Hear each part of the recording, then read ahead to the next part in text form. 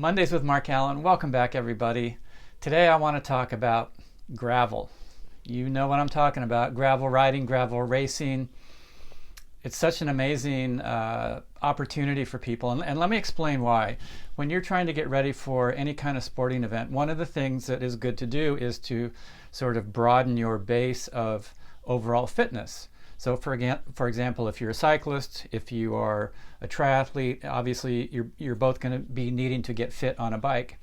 If you do cycling that is slightly different than what you'll be doing on the road or in a time trial, that is a little more demanding in a certain way, that will help you be stronger and faster and more fit when you're out there actually doing your sport of choice. So gravel riding, such an amazing way to actually do that, to accomplish it.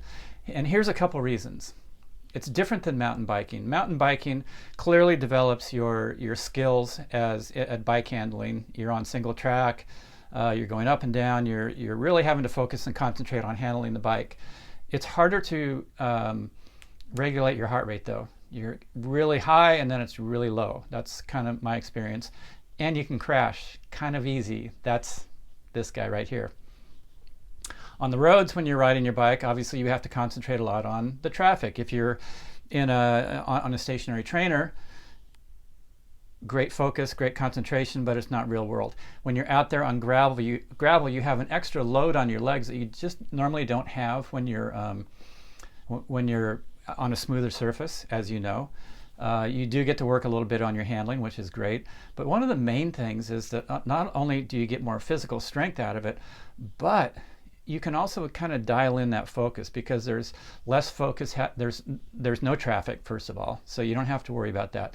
The second thing is most gravel riding is not super technical, so you can kind of get into that rhythm, into that focus where you are really experiencing your body and how different effort levels feel to you and how you can push through some areas where maybe you didn't think you could go any harder.